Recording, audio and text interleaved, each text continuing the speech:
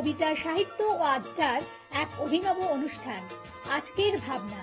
অনুষ্ঠানে উপস্থিত থাকবেন বিশিষ্ট আবৃত্তিকার তাপস নাগ। অংশগ্রহণের জন্য যোগাযোগ করুন স্ক্রিনে দেওয়া নাম্বারে। অনুষ্ঠানটি দেখুন প্রতিদিন সকাল 7:30। নমস্কার, আমি তাপস নাগ। প্রতিদিনের মতো শুরু করছি চ্যানেল ভিশন আয়োজিত আপনাদের প্রিয় অনুষ্ঠান আজকের ভাবনা। আজকের ভাবনায় আমাদের যিনি অতিথি, আমার বাঁদিকে আগে আপনাদের সঙ্গে পরিচয় করিয়ে দেই। ইতিমধ্যে আজকের ভাবনা ওনাকে আরো কয়েকবার দেখেছেন আপনারা। আমার বাঁদিকে কবি, প্রাবন্ধিক এবং সাহিত্যিক এবং প্রাক্তন প্রধান শিক্ষক, সবকিছু মিলিয়ে বহুমুখী প্রতিভার অধিকারী আমার বাঁদিকে লক্ষণ দাস ঠাকুরা। নমস্কার। এবার লক্ষণ দাস ঠাকুরা সম্পর্কে আরো কিছু বলার আছে। উনি লেখালেখির মাধ্যমে তো বিশেষ করে বর্ধমান জেলায় তো অত্যন্ত সুপরিচিত নাম। পাশাপাশি উনি বাংলা, গোটা বাংলাতেই তার পরিচিতি কিন্তু ছড়িয়ে ছিটিয়ে রয়েছে এবং দীর্ঘদিনের উনি এই সাহিত্য চর্চা। আর পাশাপাশি আমি বললাম একই সঙ্গে দুটি রূপ রয়েছে, যেমন বিদ্যালয়ের প্রাক্তন প্রধান শিক্ষক, একটি উচ্চ মাধ্যমিক বিদ্যালয়ের উনি প্রাক্তন প্রধান শিক্ষক। সুতরাং সবকিছু মিলিয়েই আজকে আমরা কবি লক্ষণ দাস ঠাকুরাকে পেয়েছি এবং পেলে আমরাও গর্ব অনুভব করি। আচ্ছা, আমার সঙ্গে এবার আপনি বলুন, আপনার কবিতা দিয়ে যদি শুরু করেন বা আপনি যেভাবে বলতে চান বলুন। আচ্ছা, প্রথমে কবিতা একটা পাঠ করি, আচ্ছা, তারপর কিভাবে শুরু হয়েছে সেই প্রসঙ্গে না হয় আসা যায়। আচ্ছা। প্রথম কবিতার আমার নিবেদন হচ্ছে পুতুল নাচের ইতিকথা। তুমি বলবে সেই তো একই গপ্প, রূপকথা রাজপুত্র রাজকন্যা। বিপুল শূন্যতায় বাজে জয় ঢাক, অন্দর মহল জুড়ে শুধুই উড়াউড়ি। রানীদের সোনাজারি বাহারি শাড়ি, বাইরে পথ পথ জয় পতাকা। ভিতরে ভিতরে যুদ্ধ যুদ্ধ খেলা, রাজাদের দুর্বাসা ক্রোধ অথবা মাখো মাখো ভালোবাসা, সুসনায় কোমরের ভাজে যুবতী লজ্জা।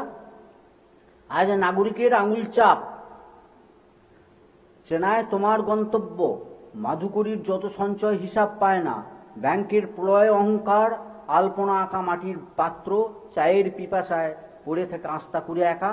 বৃহন্নলারা নাচে তালি দেয়, মেটে না সন্তান ক্ষুধা, মাটির কাছাকাছি বেলচা কোদাল, বলে এই তো পুতুল নাচের ইতিকথা। নমস্কার। আপনারা প্রথম কবিতা শুনলেন। আপনারা মানিক বন্দ্যোপাধ্যায়ের পুতুল নাচের ইতিকথাও তো অবশ্যই পড়েছেন। যাই হোক, এই কবিতার নামও পুতুল নাচের ইতিকথা। এবং কবি একটা জায়গায় যেমন খুব জোরের সঙ্গে জায়গাটায় বললেন যে রাজাদের প্রবল যে ক্রোধ, তো সত্যি তো আজকের যদি পৃথিবীর বুকে দাঁড়াই, আমরা মার্কিন প্রেসিডেন্ট ট্রাম্প তার ক্রোধের জ্বালায় যা ইচ্ছা, একটা 3 নম্বর শ্রেণীর গুন্ডা যদি বলা যায় তাহলেও কম বলা হয়। সুতরাং এবং সেখানে ভারত সরকারও অনেক কিছুতেই তাদের আরো সেই চাপে পড়ে যাওয়ার ভয়ে অনেক সময় চুপ থাকছেন নিরুপায় হয়ে, সবই আমরা দেখছি। সুতরাং রাজাদের যে দুর্বাসা ক্রোধ, এটা আমি একটা উদাহরণ দিলাম, কিন্তু সেটা রাজ্য বলুন, দেশ বলুন, তার মধ্যেও ছড়িয়ে রয়েছে। আজ আমরা পরের কবিতায় আসি। দ্বিতীয় নিবেদন বধূ কথা।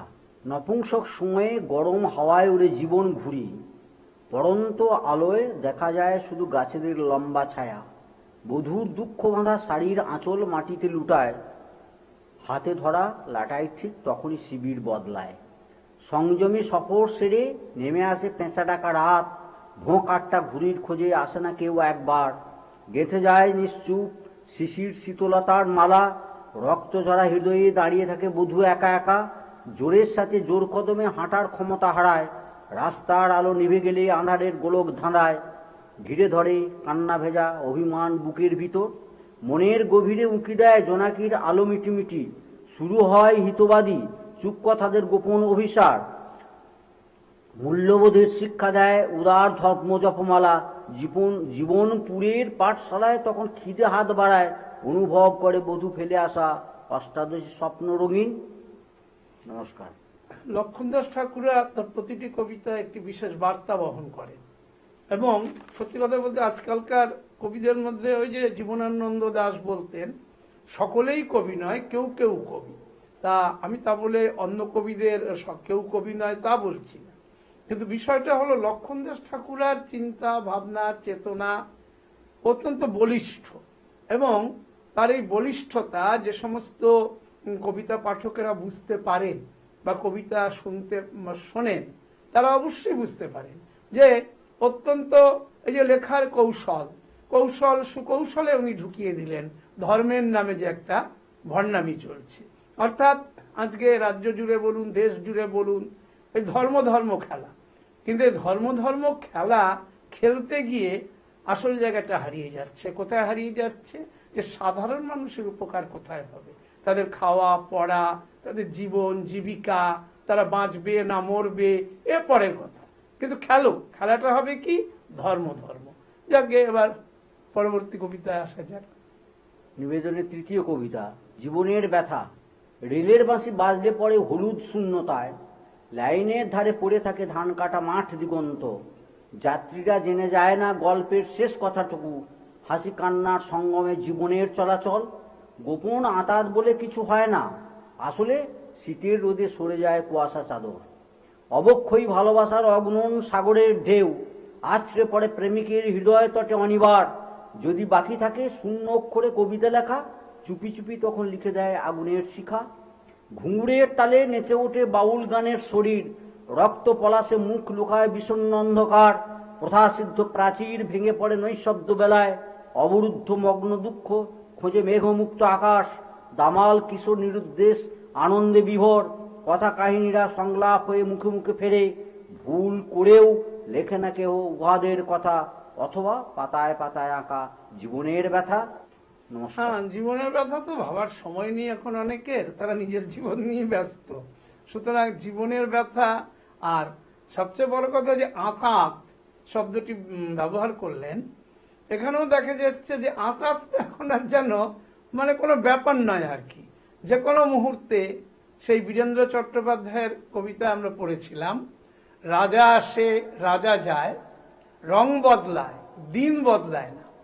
এটা এর কিছুটা ছোঁয়া কিন্তু ওই আঁতাতের মধ্যে আছে, এবং আঁতাতের মধ্যেও এখন যেন আঁতাতটা অনেকটা খোলাখুলি প্রকাশ্যে।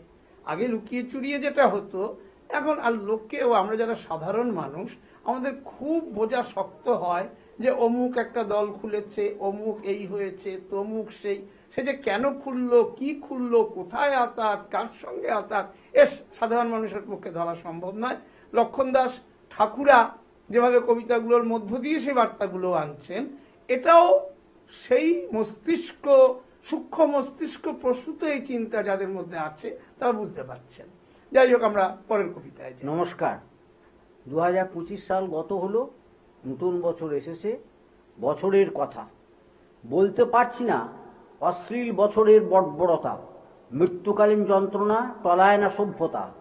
গভীর প্রাণে দেখায় নিশ্ছিদ্র ভবিষ্যৎ, সামনে ভাসে মেয়ে মানুষের লাশ কুৎসিত। ইজ্জতের ভাত পেতে চেয়েছিল লড়াই, মাটিতে পা রেখে জীবনের আখড়ায়। কোলাহলে শুনেছিল জন্মলগ্নের কথা, সন্ত্রাসী থাবা চেপে ধরে বাঁচার ব্যাকুলতা। কার কাছে তুলে দেবে যথার্থ যোগ্য সম্মান, অন্ধকারে প্রলয়মত্ত কলকাতা কলতান। সময়ের কপালে জয়টিকা দিতে নিত্য জীবিকা, বছরের বদল ঘটাতেও পারে প্রতিদিনের দীক্ষা। চৈত্রের মুখরতায় খসে পড়ে হলুদ পাতা, স্মৃতির ঘরে ঠেলে দেয় প্রবল মুখরতা। উন্মোচিত হয় না তার স্নায়বিক বিকার, গভীর চোখের তারায় জাগে না ধিক্কার। বুকের পাঁজরে লেখা নাই কাব্য বিশাল, অথবা দেখায় না কোনো পথ। পণ্ডিত ত্রিকাল অলিক স্বপ্ন হয়ে যায় ওই মাঠের আলেয়া, ভিজিয়ে দেয় শরীরের অলৌকিক চাঁদের মায়া। নমস্কার। শুনলেন লক্ষণদাস ঠাকুরের এবারের কবিতা। এটাও একটা, এখানেও একটা অবশ্যই বার্তা তো রয়েছেই যে 2025 গেছে। যাই হোক, তো 2025কে উনি কিন্তু একেবারে বিষণ্ণতার অন্ধকারে ঢাকা একটা বছর, এটা বলতে দ্বিধা করেননি। আর বিশেষ করে আমাদের যে নারী জাতি, নারীরাই তো জগতে সবচেয়ে বরেণ্য, এবং নারীরা আছে বলেই আজ আমরা পৃথিবীতে রয়েছি। আর সবচেয়ে বড় কথা, যে নারী স্বাধীনতা আমরা বলি, এরকম আছে কিছু কিছু নারী স্বাধীনতার নামে স্বেচ্ছাচারী জীবনযাপন করে, সংখ্যায় কিছু আছে ঠিক, কিন্তু আবার অন্যদিকে দেখা যাচ্ছে বহু মানুষ নানা রকম ভাবে শিকার হচ্ছেন পাশবিকতায়।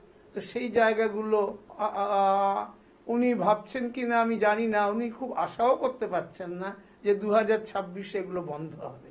অর্থাৎ নারী নির্যাতন দেশ থেকে কবে যাবে, এটাই সবচেয়ে বড় কথা। জানি না সেটা 2026 কি করে, সেদিকে আমরা উন্মুখ হয়ে সকলেই তাকিয়ে আছি। আমরা যাব লক্ষণ দাস ঠাকুরের কণ্ঠে পরবর্তী কবিতায়। পরবর্তী নিবেদন আমার কবিতা চিত্রনাট্য।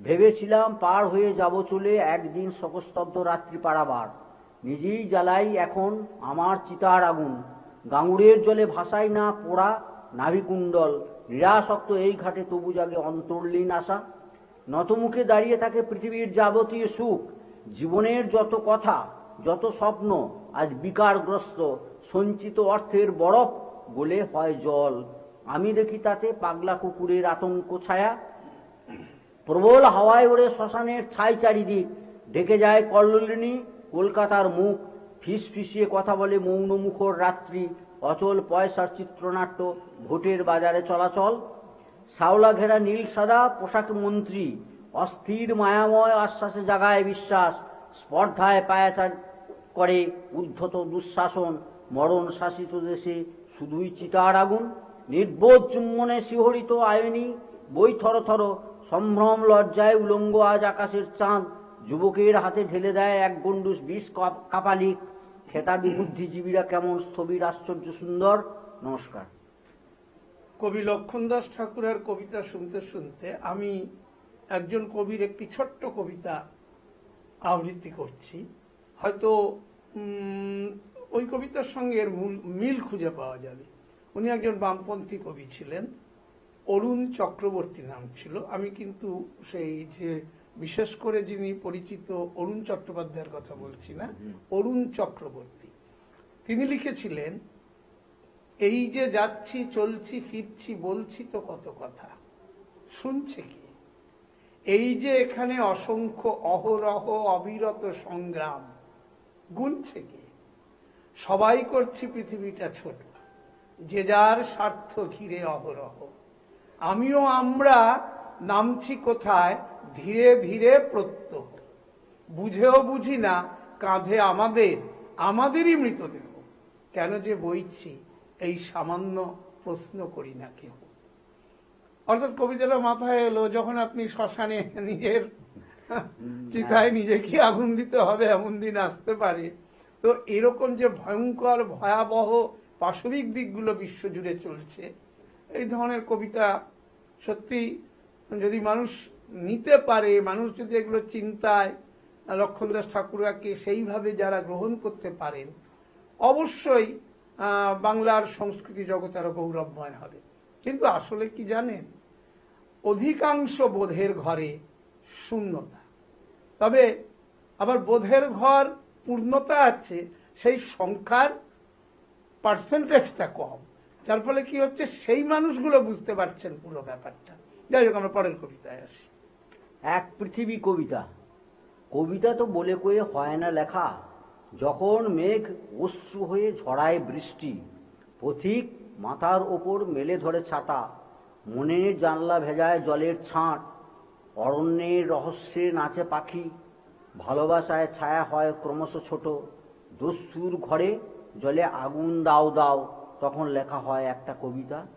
যখন মানুষের যাযাবরী ইতিহাস বেহুশ সভ্যতার কাছে খোলে পাতা, শ্বেত পাথরের অট্টালিকা ভরে 7 পাক, গোপন প্রেমের কলমিলতা সাজায় বাসর সজ্জা, চুরির কিঙ্কিনি হয়ে যায় সারেগামা পা, সুনয়নার চোখে জাগে রাত, তখন শরৎ শিউলি গন্ধে লেখা হয় কয়েকটি কবিতা।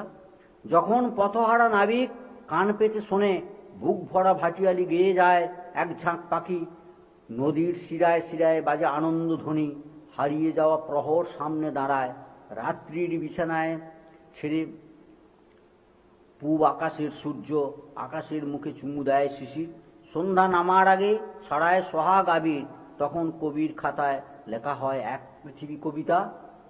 ভালো এবারের কবিতা। তবে এবার আমার কবির কাছে একটু দু একটি প্রশ্ন। আপনার এই যে কবিতা লেখার সূচনা বা আপনাদের কোনো সংগঠন এরকম কিছু বিষয় কি ছিল? অবশ্যই আছে কিরকম? এবং ছিল। আমরা আমরা যখন কলেজে পড়ি হুম, বর্ধমানে এসে, হুম, তখন আমি ছোটবেলা থেকেই কবিতা লিখি। যে কবিতাটাকে কি বলবো, মানে আমাকে উৎসাহিত করেছিলেন আমার শ্রদ্ধেয় প্রধান শিক্ষক নীরদ বরণ মাহাতো। আমি গুসকরা পিপি ইনস্টিটিউশনের ছাত্র। উনি আমাকে তারাশঙ্কর বন্দ্যোপাধ্যায়ের কাছে নিয়ে গিয়েছিলেন, উনি আমাকে কুমুদরঞ্জন মল্লিকের কাছে নিয়ে গিয়েছেন। কবিতা পাঠ করেছি, তাদের হাত আমার মাথায় ছিল।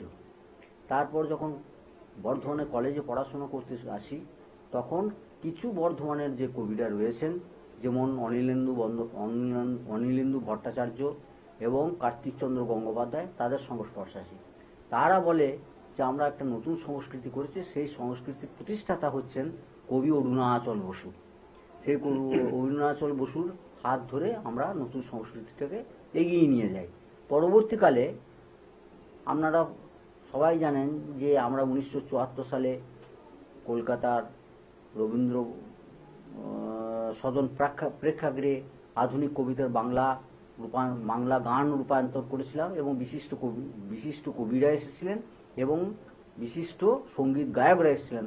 হেমন্ত মুখোপাধ্যায় থেকে শুরু করে এমন কেউ বাদ ছিল বলে আমার জানা নেই। এবং সেই সভায় সভাপতিত্ব করেছিলেন সাহিত্যিক প্রেমেন্দ্র মিত্র। এটা আমাদের একটা গৌরবময় দিক এবং এটা আমাদের একটা আনন্দের দিক। তারপর আস্তে আস্তে ওই সংগঠন ঠিক সেভাবে আর চলেনি। পরবর্তীকালে আমরা নিজেরা সংগঠন করি, যেটা হচ্ছে আমরা সাহিত্য অঙ্গন বলে একটি সংগঠন গড়েছি, যে সংগঠনের সভাপতি হচ্ছে আমি এবং সম্পাদক হচ্ছেন বিকাশ বিশ্বাস। আমাদের প্রতি মাসে এই সংগঠনের সভা বসে এবং কবিতা, গল্প, প্রবন্ধ ইত্যাদি পাঠ হয় এবং তাৎক্ষণিক তার প্রতিক্রিয়া জানানো হয়। এইভাবে আমরা চলছি আর কি। আর বর্ধমানে যে সমস্ত সাহিত্য সংগঠনগুলো আছে বা সংস্কৃতির সংগঠনগুলো আছে, তাদের সঙ্গে আমাদের সম্পৃক্ত যোগাযোগ আছে। এইটাই আমাদের এখন চলার পথ। আর এই আমরা কবিতা লিখি, গল্প লিখি, প্রবন্ধ লিখি, পাঠ করি, পত্রপত্রিকা প্রকাশিত হয়, এই পর্যন্ত। কিন্তু এইটা একটা জায়গায় যেখানে আমার ক্ষুদ্র বুদ্ধিতে যেটা আসে, যে এটা একটা মহলের মধ্যে ঘোরাফেরা করে নাকি, অর্থাৎ যারা শিক্ষিত, যারা গুণী মানুষ, এবং বিভিন্ন ক্ষেত্রে পশ্চিমবঙ্গে যে গুণী মানুষেরা ছড়িয়ে আছেন, যারা কবিতার বোদ্ধা, কবিতা বোঝেন, সংখ্যাটা কম। এবার এই বিষয়টা যেমন নিজেদেরকে পরিশীলিত করা হচ্ছে, পরিমার্জিত করা হচ্ছে, একে অপরকে দেখে আরো কবিতা লেখার হাত ত্যাগ হচ্ছে, এটা অস্বীকার করার কোনো জায়গা নেই। কিন্তু পাশাপাশি সমাজ জীবনে সাধারণ মানুষের কাছে, যারা একেবারে খেটে খাওয়া বা একেবারে যারা সেই অর্থে লেখাপড়া না জানা বা পড়া অপড়া দুরকম বিদ্যে রয়েছে, সুতরাং অনেকে, সকলে তো আর মানে রামকৃষ্ণদেব নন যে লেখাপড়া না করেই অত বড় বড় কথা বলতে পেরেছিলেন, যেগুলো মানুষের কাছে গ্রহণযোগ্য হয়েছে। তা সেই ক্ষেত্রে এগুলো সকলের কাছে গ্রহণযোগ্য করার কোনো চিন্তা কি আপনাদের বা কোনো সংগঠনের ক্ষেত্রে দেখেছেন? দেখেছি, কিছুটা দেখেছি। তবে সম্পূর্ণ যে এটা কৃতকার্য হয়েছে এমন বলে মনে হয় না। এবং আপনি যে কথাটা বললেন যে মোটামুটি ভাবে যারা লেখাজোখার সঙ্গে যুক্ত, যারা সংস্কৃতির সঙ্গে যুক্ত, তারাই ঘোরাফেরা করে। তবে সাধারণ মানুষ খুব কমই আসে। তাদেরকে নিয়ে আসার মতো যে সংগঠন, সে সংগঠন এখনো তৈরি হয়েছে বলে আমার তো মনে হয় না। এই কারণেই আমরা যখন দেখি বিভিন্ন অনুষ্ঠানে চটুল শিল্পের জয় জয়কার, এটা আমাদেরই অনেক ক্ষেত্রে খারাপ লাগে। কিন্তু কথা হচ্ছে এর জন্য দায়ী তো আমরা সেই জায়গাটা নিয়ে যেতে পারি, সেই জায়গাটা তাদেরকে নিতে পারিনি, এটা আমাদেরই ব্যর্থতা। কিন্তু এই চটুলতার জায়গাটা মানুষ নিচ্ছে, আর শিক্ষার মান যত কমছে তত চটুলতার মান বাড়ছে। সুতরাং সঠিক যে সংস্কৃতি মানুষের মধ্যে সুস্থ রুচি আনে, সুস্থ বার্তা আনে, এই যেমন আপনি বলছেন, এর বোঝার সংখ্যা আছে কিন্তু পার্সেন্টেজটা এত কম যেটা খুব সমস্যা তৈরি করে। যাকে পরবর্তী পর্বে আপনি এবার কি বলবেন? কবিতা এক পৃথিবী কবিতাটাই পাঠ করলাম, তার সঙ্গে আনুষঙ্গিকভাবে আমার লেখন থেকে যে কয়েকটি কবিতা আরো অনেক আছে, আচ্ছা, এই অনুকবিতা হিসেবে বেরিয়েছে, সেটা এক পৃথিবী কবিতা নাম দিয়ে সে আমি 1, 2, 3 করে পড়ে যাচ্ছি। আচ্ছা, এক, দিবারাত্র পৃথিবীর নিষ্পলক শ্লোক উচ্চারণ, আমার চেতনায় দীপ্ত প্রেম নিষ্ঠা ক্রোধ শ্রম সাধনা ছড়ায় হিরণ্যময় দুটি মাটির গন্ধে ভরা সারাটি শরীর। 2 দুঃখ ভেজা মাটি ফোটায় স্বপ্ন ফুল, নিঝুম রাত্রির সংলাপ লেখে নদী, ঝিকিমিকি জোনাকির আলাপি ভাষা জানিয়ে দেয় নিশি যে একান্ত আমার। 3 আমার লোলুপ জিভে চেটে নেয়, আমার লোলুপ জীব চেটে দেয় পৃথিবীর গা, খুঁটে নেয় খুদ কুড়ো স্মৃতি, বেজে ওঠে বেদ গান, ভয়ঙ্কর দিনগুলি খুঁজে নির্বাসিত স্থান, ঠিকানায় লেখে পলাতিকা সংসার। আমার অবয়ব ভেঙে সে বেরিয়ে আসতেই সামনে পাঁচিল তোলে কবিতার লাইন, ছড়িয়ে দেয় এতদিনের চন্দন গন্ধ, প্রতিধ্বনিত হয় পুরাতনী যত কথা। 5 পরিচিত শব্দগুলো আজ ঘুমাতে দেয় না, স্নায়ু ভরে কণ্ঠে আমার অতিশয় ক্ষীণ, চুরমার ক্ষমতায় ছটফটে আস্ফালন, তখনই মাটির দেবতা ছড়ায় বীজ। শব্দের শোভাযাত্রায় ঢুকে পড়ল মাতাল, উদ্যত মৃত্যু দেখায় কবরের ঝরা গুলঞ্চ, চোখের জলে দেখায় জ্যোৎস্না বেহেস্তের পথ, তখন বারদুয়ারে খিলাটে প্রাণিক নগর।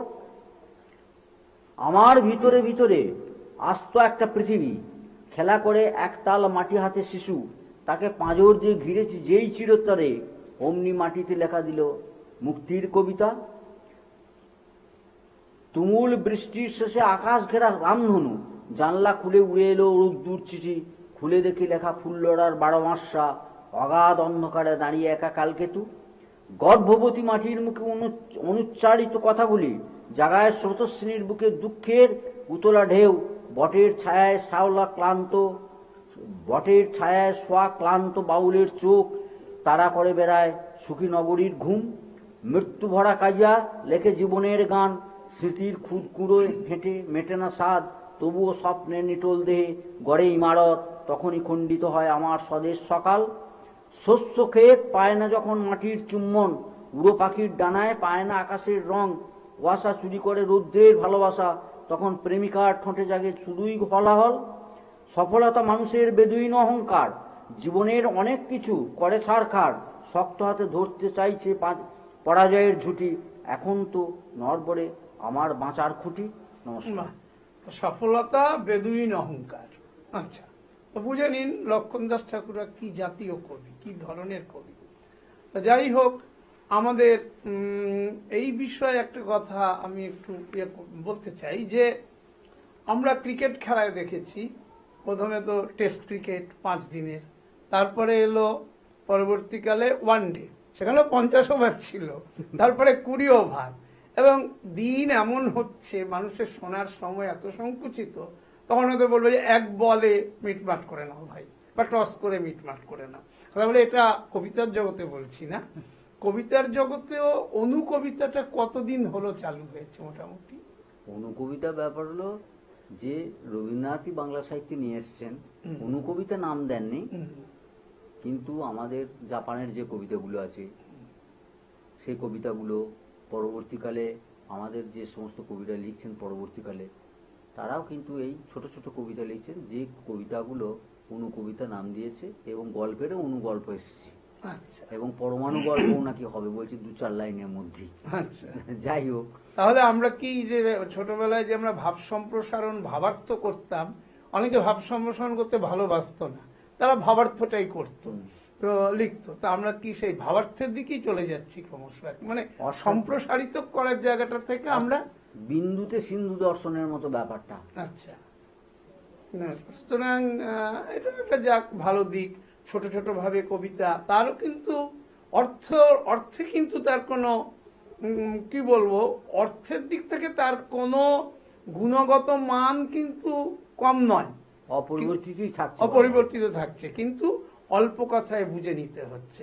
আসলে এখন পৃথিবীটা একদিকে যেমন বড় হয়েছে, মানুষ নানাভাবে গোটা পৃথিবীতে সবাই ছড়িয়ে পড়েছে, তেমনি আবার আরেকদিকে মানুষের মনও তো ক্রমশ, মানে পৃথিবীর আকার, মানে যত এদিকটা বাড়ছে সবাই সবার কাছে পৌঁছে যাচ্ছে, কোথায় যেন মনের দুয়ারেও একটা ভাটা পড়ছে।